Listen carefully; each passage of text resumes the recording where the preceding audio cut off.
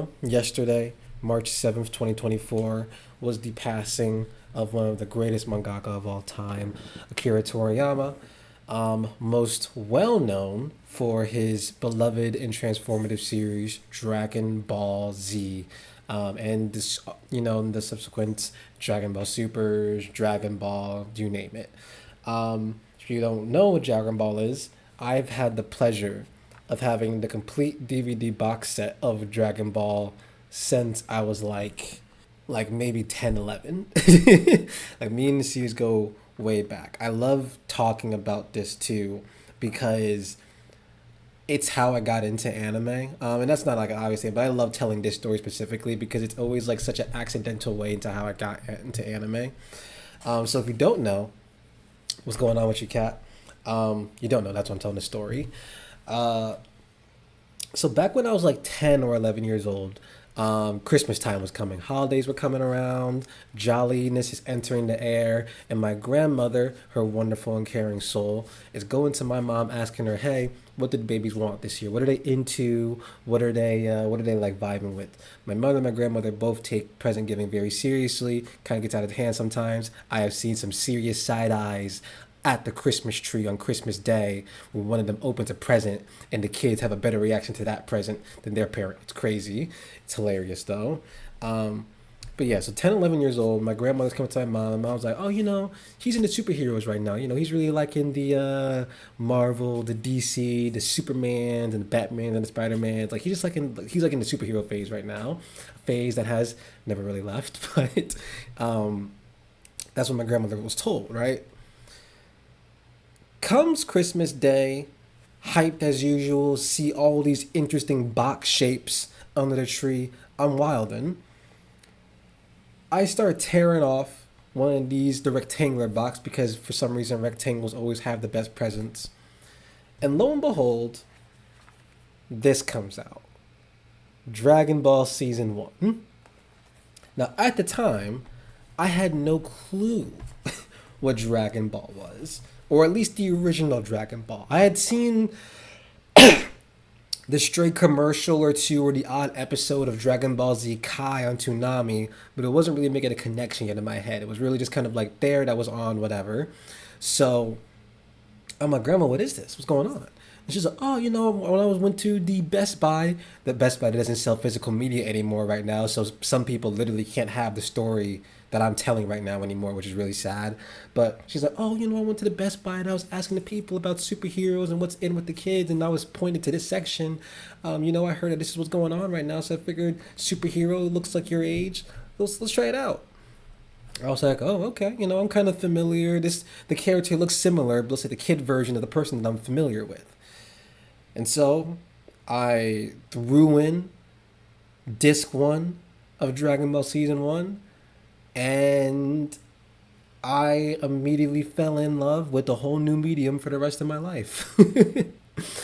The original Dragon Ball is such a magical piece of shonen work. It really laid down a lot of what to expect from the rest of the genre going forward, man. Specifically, the thing that's always a hallmark of Dragon Ball compared to Dragon Ball Z is two very important things. One, the original Dragon Ball is much funnier.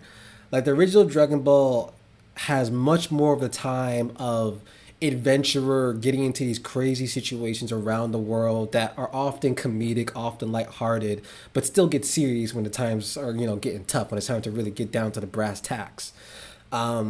Another thing is that the original Dragon Ball leaned a lot more on like the physical, like fight on the ground karate aspect of things, before the show became a little bit more, not even reliant per se, but just involved a lot more of like the, energy blast and flying in the air and like multiple transformations. But when the original Dragon Ball came out, the only transformation that we were expecting from Goku was his pole changing length, not an innuendo, literally the power pole that he holds in this, and the Great Ape transformation. So the whole Dragon Ball Super Saiyan system that exists in Dragon Ball Z now was a completely foreign concept than when the original Dragon Ball came out. Another hallmark of the original Dragon Ball is that the side characters, I felt like, maybe not even more fleshed out, but definitely played a significant role in the formation of Goku. Because the thing about the original, like once you get to Dragon Ball Z, arguably speaking, the first couple of seasons are a lot about not only how Goku has come into his role as the protector of planet Earth, but really the cultivation of Gohan as that next protector.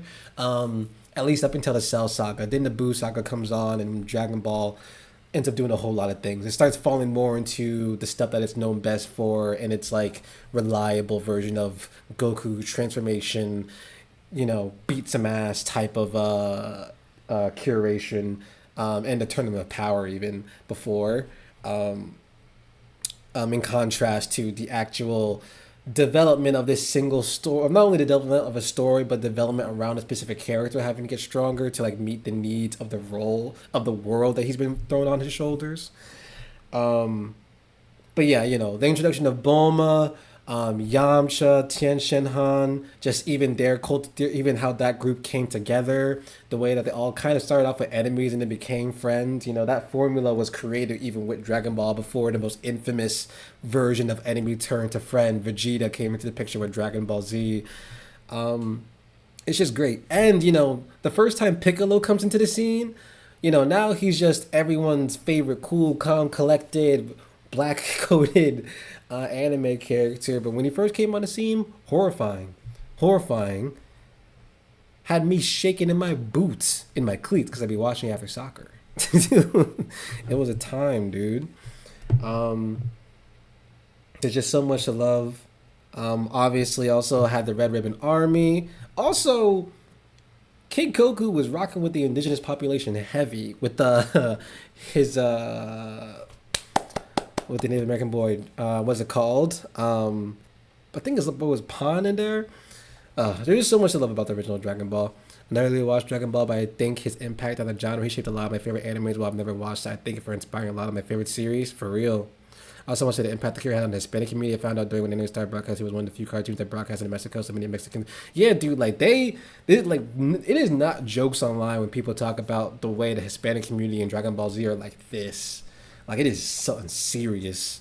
It's so like serious to a bunch of us. Like, listen, if there's one thing that you can find, like when it comes to black men, one of the funniest things someone ever said to me off like out of nowhere is like, why do so many black men love Dragon Ball? Or it's like anime. I was just like, because it's tough. Because it's action, brother. Because it is what was on Cartoon Network with Toonami. Because Dragon Ball Z, the fighting game on the PS2, goes crazy. Like, there's just so many different communities under the Dragon Ball Z with the manga lovers, the anime lovers, the figurine lovers, the fighting game community that is huge around it. Even the meme culture now. Dragon Ball Z Abridged, one of my favorite internet series of all times. Like, it is had such a cultural impact that it's insane. It is somehow not only a time capsule of a certain time, but also the perfect series to watch if you want to even see just like the technical evolution of anime as a whole. Like Dragon Ball Z, the Super Saiyan transformation changed the game with anime transformation. So just even from like a literal genre standpoint of what the precedent that is set, but also like seeing how Dragon Ball Z fights have evolved over time from what they used to be to what they are now in like a Broly movie or something. It's insane. You can literally see the transformation of a medium from a technical and storytelling, even cliche ability from Dragon Ball Z. It's like always been the thing that the Times has been seen through. I love it, man. It really is a phenomenal, transformative series. And it's even show like, some of like, even when I talk about time capsule, even some of the characters of what they've gone through, they've had to have some serious changes. Master Roshi, obviously something that's had to change over time with the series because he's the original lecturer, the original or blueprint gross pervert character that has had to change over time too, to recognize the ills with what that character really was when they were first created. Because I love Dragon Ball, but it still has its usual the 90s was a Weird time. uh, but still, man, look at these DVDs, dude. Look at them. Uh, and I love the art for these things. Like, hold on, let me see if I can grab one of the other ones. I used to also have all of the Dragon Ball Z DVDs, but I donated them to my friends.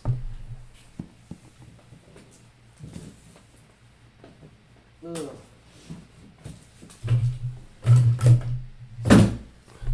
There we go, yep.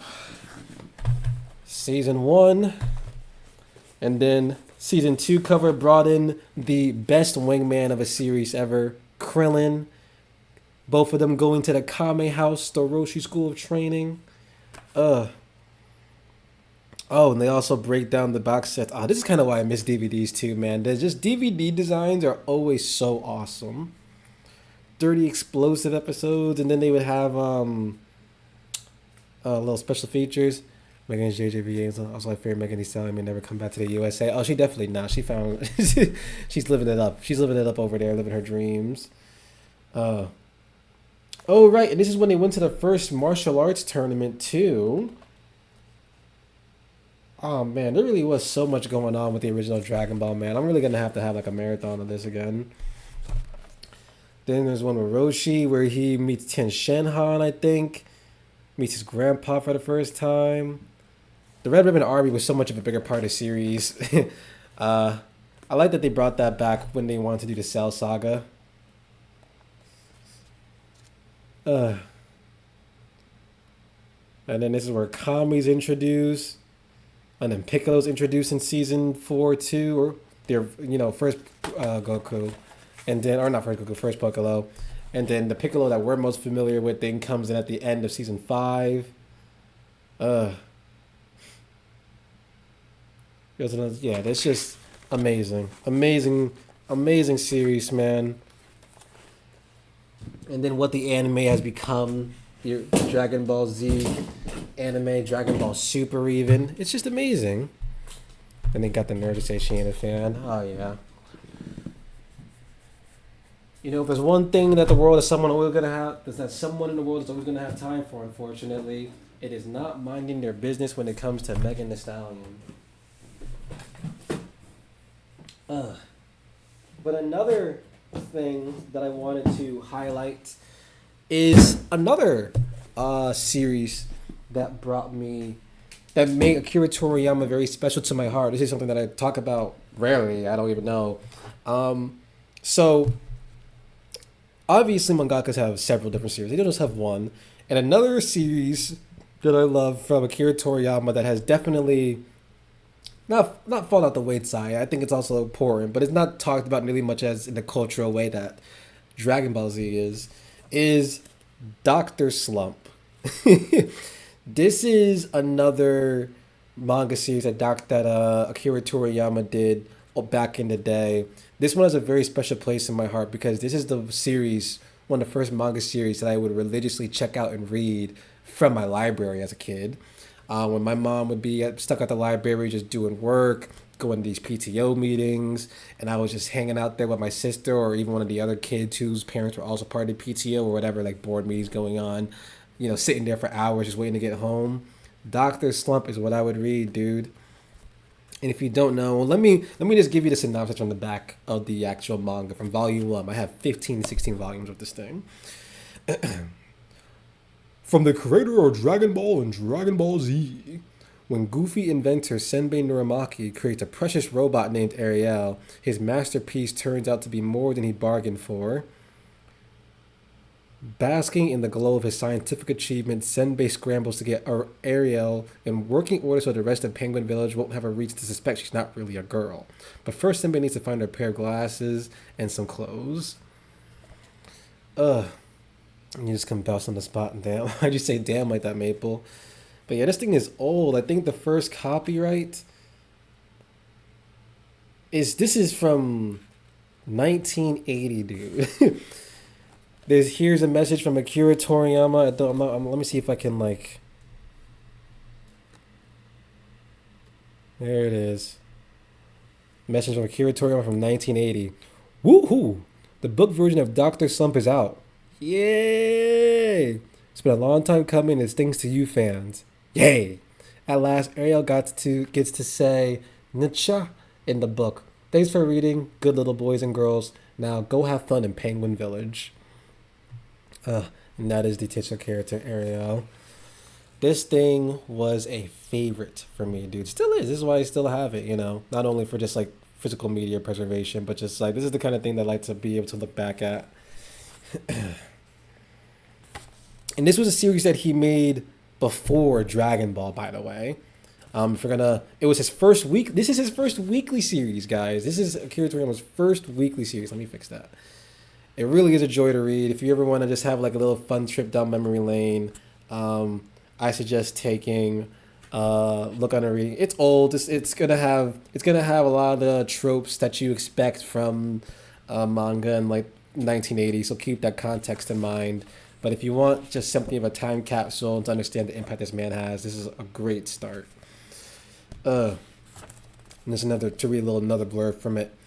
Akira Toriyama's first weekly series, Dr. Slump, has entertained generations of readers in Japan since it was introduced in Shueisha's Weekly Shonen Jump magazine in 1980. A few years later, he created his wildly popular Dragon Ball series, which brought him international success. Toriyama was also known for his character designs for video games, including Dragon Warrior, Chrono Trigger, and Total Number 1. He lives with his family in Japan. TVHK. Yeah, dude, I love manga. If there's one kind of collection that I really would love to like have over time, it's manga, dude. I have a manga collection of Dr. Slump because I would buy those books like religiously when I was younger. I also have an ongoing collection for Vagabond.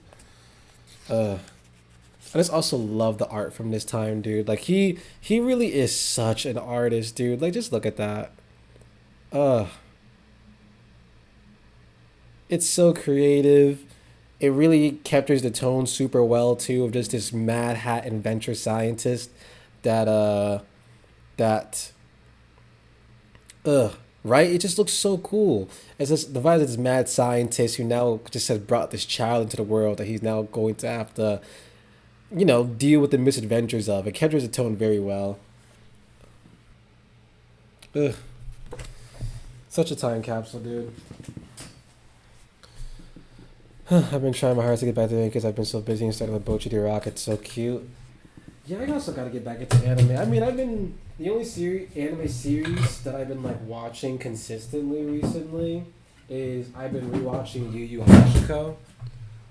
And that's been great. I've been having a ball watching that recently. But I got a couple other things I think on my list I got to take a look at, like My Happy Marriage and even the latest season of Horimiya too. Because I know that they said that added a lot of cool stuff to the ongoing lore. But yeah, man, just like, and then also, let's also take a quick. You hate your happy marriage? Oh, why? I don't know anything about it. I've only seen people talk about it. And then also, just to kind of finish off this little part here, we obviously have to look at one of the most iconic transformations of all time, Super Saiyan 2 Gohan.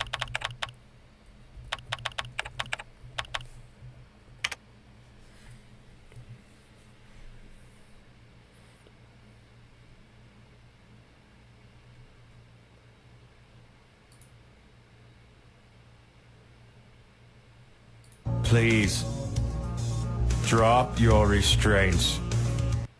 Hopefully we don't get we should get copyrighted for this. Maybe we will. We'll see. We'll see.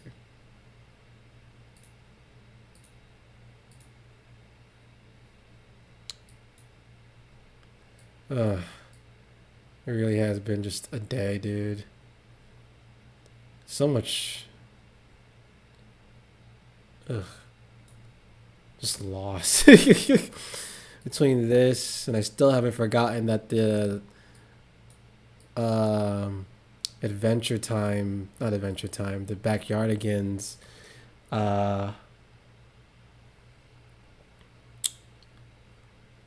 what's it called? creator died recently too. Which was rough, which was very rough. It's just been a week, man.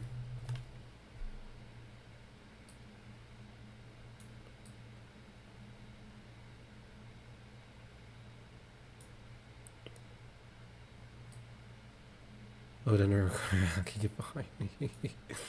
No, but really, dude. Ugh. Okay, I think that should be good now. Don't take dangerous roads, but like really though. Ugh. Protect the life I loved. You have the strength. My scanners sensed it. Just let it go. And then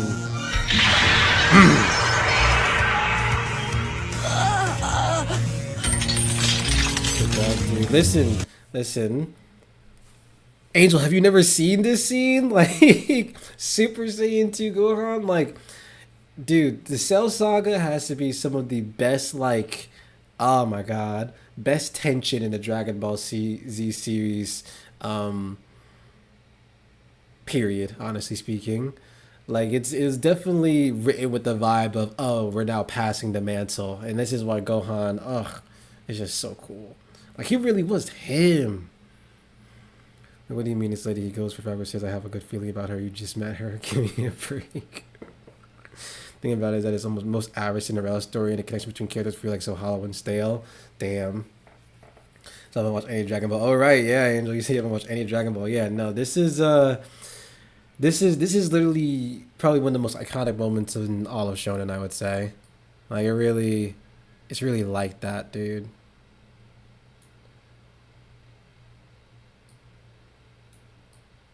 Trying to move a little bit.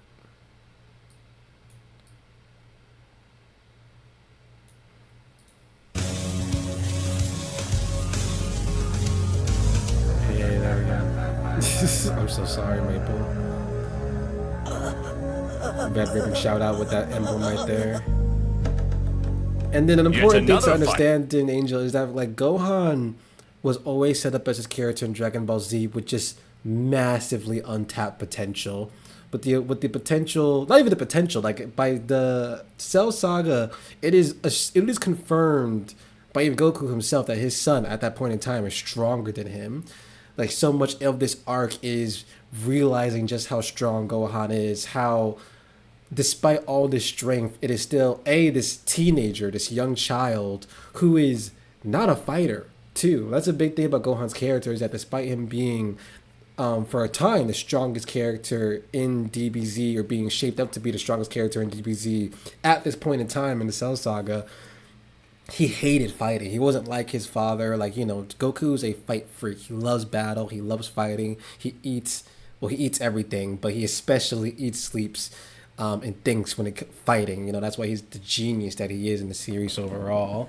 And his son could not be more the opposite when it comes to him. His son, despite having a natural talent for it, and again, untapped power when it comes to just being able to dig deep in that rage mode and pull out something that no other character had before. He just is also an extremely gentle and kind person at his core who would love violence to be the last option. But then, you know, was basically forced to be called up to arms. Fighter, you could have saved. 16. You loved life. You gave everything up to save it. And you were just an android. I let you die. I can't do that. I won't watch anymore. I feel it slipping. Also, please, dude, one of the best things about watching old anime too is you can see the ways in which they can translate emotion so well. Like that flash, I mean that's still a thing that happens in modern anime too, but that flash that comes back in the back of your head when you like see that the character like snaps or just had this like amazing realization, like even when it uses in shows that aren't like action oriented, like I think Case Closed or Detective Conan used it a lot too, or just any anime where there's like shock, obviously, just like that moment. it relays like the urgency and the suddenness of the scene so well, without having to be like super technical about it. It's just it's just understanding of like great storytelling ability with what you got. And I won't watch this anymore!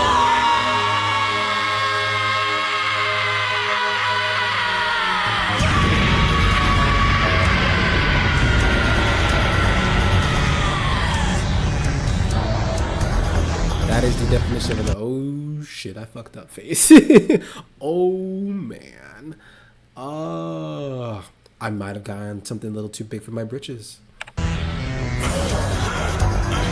Alright, this is also in Joel when everyone else on the squad was also getting pieced up. He didn't just lose his mind because, you know, Android 16 passed away. It was also everyone else on the team was getting the absolute snot beaten out of them and then forced back into their mouth by the Cell Juniors. Like, people were getting packed up. It was the definition of a back against the wall situation. Trunks.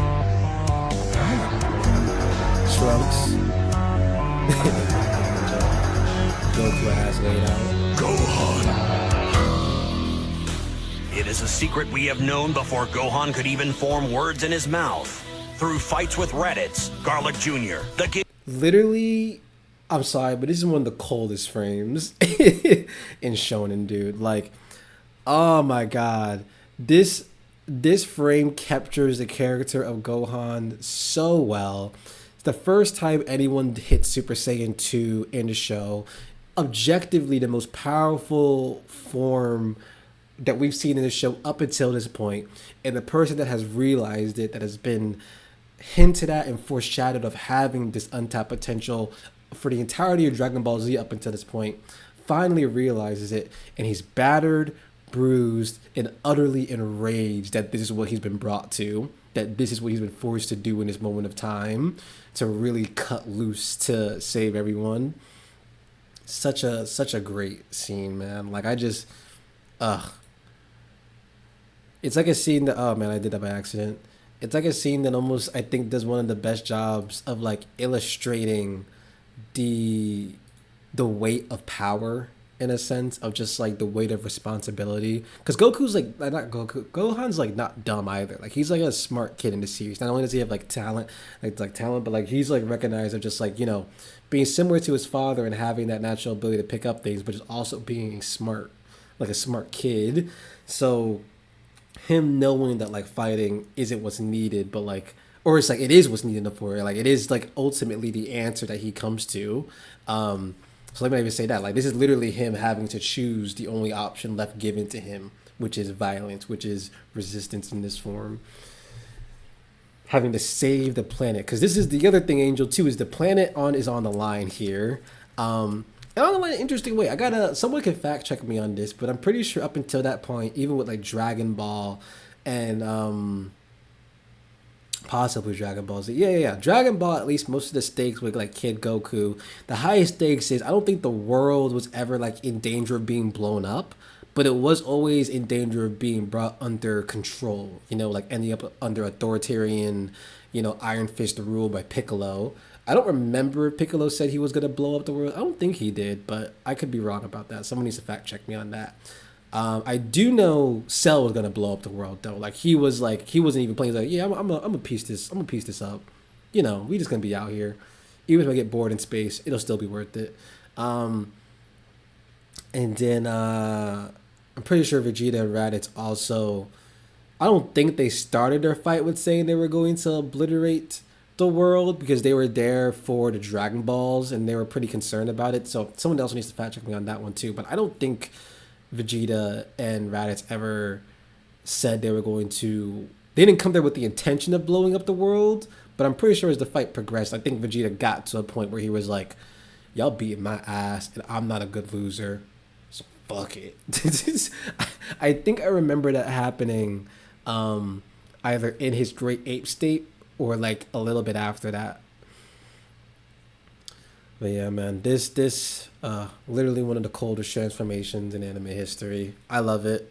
It really did, like, I don't know. I think about this as like to me, maybe like my first like, oh, that's like what I want to emulate in a weird way. Not in like I wanted to like be Saiyan or like become Super Saiyan, but like when I think about when I was like hit like his age watching it in a way, you know. So there was that weird that was there like that transplanting of yourself in, you know, a person your age going through this kind of thing and being like, damn, like now like wanting to be that, be able to like, I don't know, be able to carry that kind of weight on your shoulders, but like understanding, like, you know, it's just being hype and in the moment, being like, get in it.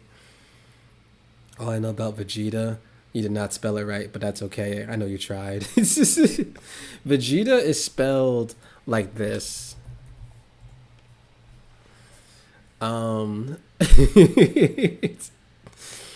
is an absolute menace. Vegeta has one of the best anti-hero stories and anime, or at least one of the most like, and you know what, and weird, it's like, you know, it is good, it is good, like he is like the definition of like a turnaround anti-hero, because like now in Dragon Ball Super he's integrated into human society, he's actually a pretty good dad, loves Bulma, you know, he be up and about, you know, he still had his moments, he still had his fall offs, or not even his moments, is like he was, I think the thing that was really cool about Vegeta too is that Vegeta was never a perfect character from like start to finish, but he's a character that like obviously has growth, from being like pure villain that wants to, you know, take the Dragon Balls, use it for his own selfish deeds, either to like first kind of help Frieza, but then help himself once he realizes that Frieza could be defeated.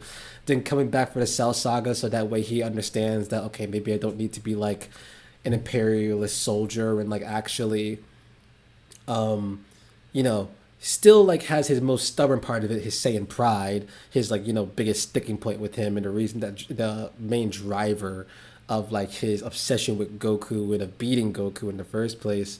But then by the time you get back to like the Majin Buu saga, he like dips more into that like straight up evil, but then does like the greatest sacrifice. Like if you don't know, again, another spoiler, one of the coolest moments in the series, like the Buu saga is not like, I don't think as like critically panned as Cell. That is where a lot of the writing of Dragon Ball Z, the like clear storylines kind of drop and kind of like gets like a little bit like dragging on in points.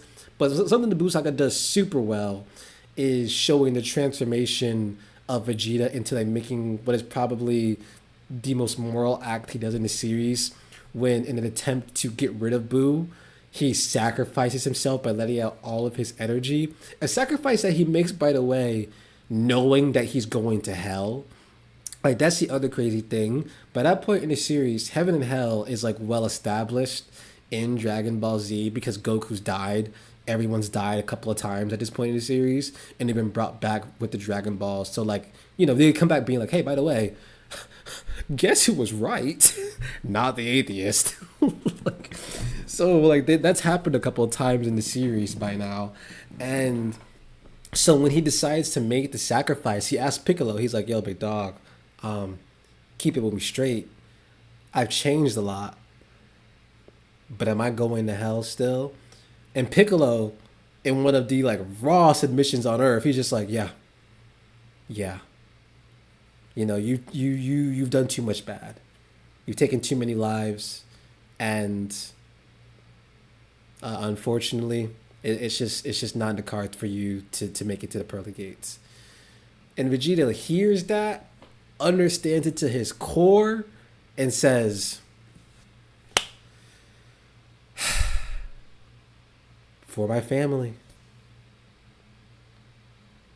for my Saiyan pride, for Kakarot, and sacrifices himself, man. One of the rawest things on the series.